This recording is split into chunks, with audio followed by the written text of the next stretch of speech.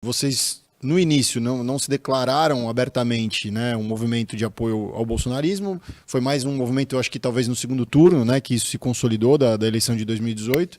Só que logo depois vocês romperam com o governo Bolsonaro. Acho que no primeiro ano, se eu não me engano, em 2019... 26 de maio.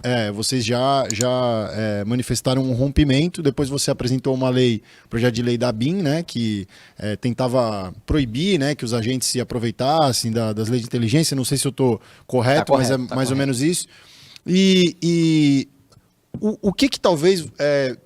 não sei se é isso, né, que é a tua opinião, que considere que esse grupo que agora está no poder seja melhor ou pior com o anterior, com o Bolsonaro, né? Não, pra mim, moralmente, é a mesma coisa. Porque ambos são ladrões, ambos são corruptos, ambos são autoritários. Né? O nosso rompimento com o Bolsonaro aconteceu por quê? Porque no dia 26 de maio de 2019, os filhos do Bolsonaro nos chamaram para uma manifestação em defesa do fechamento do Congresso Nacional e fechamento do Supremo Tribunal Federal. E a gente falou, isso é um absurdo. Isso é um absurdo, primeiro, por ser um absurdo em si, não preciso nem explicar, né? É uma obviedade. Segundo, no meio da reforma da Previdência, o que ia fazer com que o parlamento ficasse bravo com o governo e cobrasse uma fatura maior para aprovar e desidratasse a reforma, que foi exatamente o que aconteceu. Sim, perfeito. Foi exatamente o que aconteceu. Foi nessa época que ele soltou lá do cabo e do soldado? Essa é a época que o cabo e o soldado fechava o Supremo Tribunal Federal. O Eduardo Bolsonaro, né? Ele fez isso numa reunião fechada e acabou viralizando. Mas é que assim... E isso foi assim o ápice, porque eu nunca fui base do governo Bolsonaro. Sempre me declarei como independente e um dos principais defensores, o principal defensor, eu até diria, da reforma da Previdência, porque eu defendia a época já do governo Temer, antes de ter mandato, quando 5% só da população era a favor e quando o Bolsonaro era contra. Bolsonaro dava discurso no Nordeste falando, é um absurdo essa reforma, porque você vai morrer sem se aposentar, blá, blá, blá, blá. Assumiu o governo, foi a primeira coisa que ele fez, porque sabia que tinha que fazer.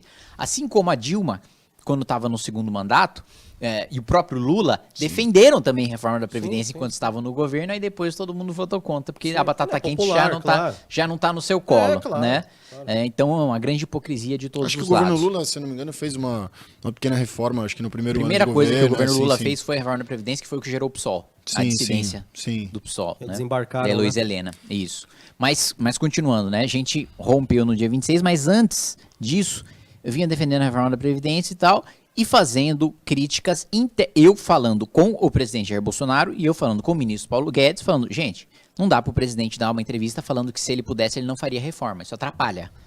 Não dá para você querer aprovar reforma e o ministro não vir aqui dialogar com as bancadas. Porque o Paulo Guedes, ele não ia negociar, ele ia dar palestra privada para os deputados.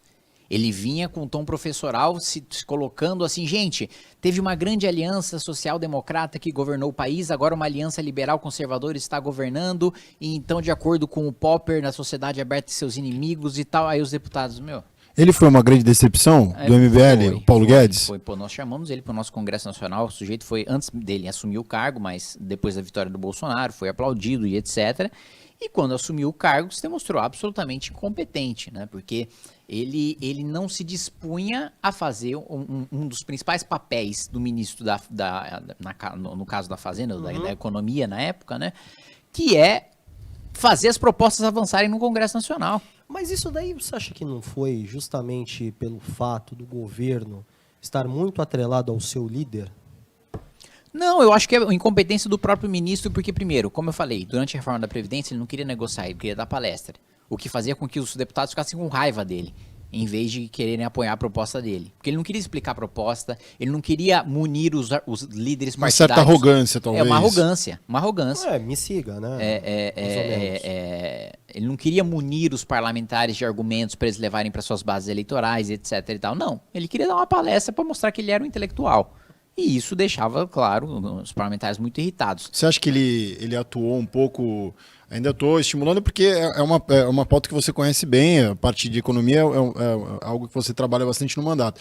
Você acha que ele, talvez, pela formação e pela história dele, né, principalmente no sistema bancário, você acha que a preocupação dele era sempre agradar um pouco mais o mercado financeiro e com uma visão um pouco limitada da sociedade brasileira que eu acho que essencialmente um economista deve pensar?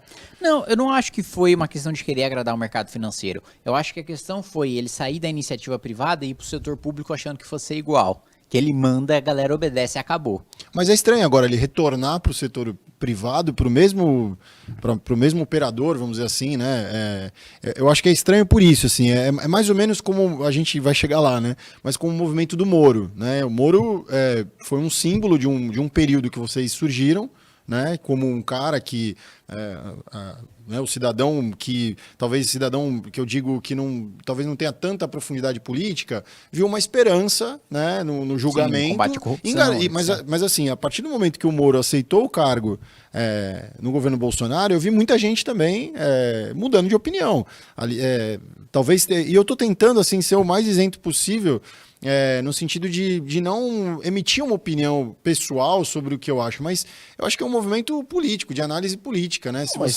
Se você trabalha, né, no judiciário, né, obviamente, né, com uma isenção, e aí você sai, faz um movimento tal e aceita participar do governo, eu acho que ali naquele momento também o próprio Moro viveu deu uma balançada, ali, né? Não, ali vocês me desculpem, ali para mim foi ego. Eu não consigo entender como ele abria a mão do que ele estava construindo. Ele construiu um caminho ali, e é um cara novo. Que se ele tivesse uma aspiração política, ele quisesse dar um salto no futuro, ou que na verdade a gente sabe que ele queria ir para o STF, né? Todo mundo sabe. Maravilha, não tem problema. Só que eu acho que foi igual a questão do Dória. Assim, a coisa vai acontecendo de uma forma que eu falo, não, se eu não pegar agora, eu vou perder lá na frente. E aí começa a acelerar um negócio que não dá para ser acelerado. E ter ido para o governo Bolsonaro, para mim, cheirava assim, ó, tinha uma placa, armadilha. Meio perna longa, sabe? Sim, assim, que você sim, via que tava papaléguas, pintava. Tinha um monte de dinamite amarrada. Tinha um monte de dinamite. E assim, eu acho o Moro, ele foi muito hábil ali. Você pode falar da forma certa ou errada, né? Até facilitou um pouco a vida do Lula depois. Mas o que ele fez à época foi muito importante. Foi uma coisa muito importante. Sim. Mas como que esse homem, que, porra, tava com a faca e o queijo na mão, tava com a mídia, o mundo estava ao lado dele nessa desconstrução da maldade do PT, né? O que tinha acontecido e etc. Ele não teve visão nenhuma política de saber, cara, eu vou me ferrar se eu for para lá. Tudo que eu fiz vai ser jogado no lixo. O Lula vai no outro dia falar, sabia? Tá ali, ó, tá pronto, me tirou do páreo. Cara, ninguém conseguiu analisar isso. O Guedes fez a mesma coisa. Na saúde, o que eu mais gostei dos players na saúde que foi na gestão Bolsonaro.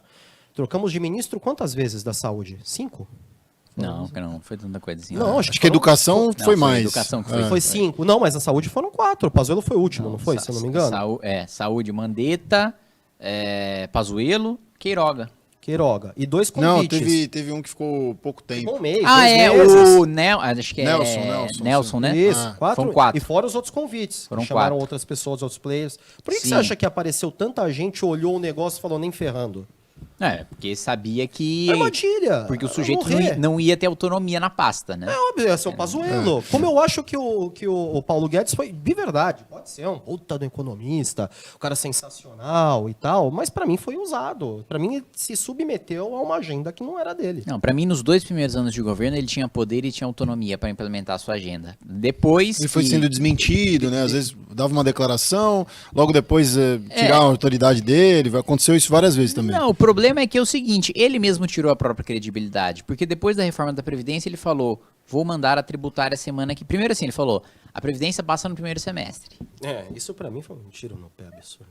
Dava, se ele não tivesse tido a vaidade de querer aprovar um projeto próprio e não ter aproveitado o relatório do Temer que estava pronto para plenário. Mas a gente queria uma reforma diferente. No plenário você muda tudo. Ele só quis ter a digital dele, a autoria dele para dizer que a reforma saiu dele. Mas a gente poderia ter aprovado, né, nem no primeiro semestre, nos 3 primeiros meses de mandato. A reforma estava pronta, já tinha relator, o relator tinha sido reeleito, o deputado Arthur Maia, que inclusive hoje ainda é meu colega de bancada, foi presidente da Comissão de Constituição e Justiça, estava pronta para ser votada. Mas ele quis começar o processo do zero. Para botar a cara dele. Para botar a cara dele. Um primeiro erro por vaidade. Segundo erro, esse por incompetência. Na semana que vem, terminou a reforma da Previdência, aprovou. Na semana que vem vou mandar a tributária. Ele demorou 2 anos para mandar 1/3 de reforma tributária e ainda com aumento de imposto, que é a coisa que ele disse que jamais ia fazer. Ou seja, ele mesmo se descredibilizou. E nesse interim, ele falou, não, eu vou, daqui a 4, quem não se lembra, daqui a 4 meses vamos anunciar grandes privatizações. Essa foi a melhor. Aí não anunciou nenhuma. Essa foi a melhor.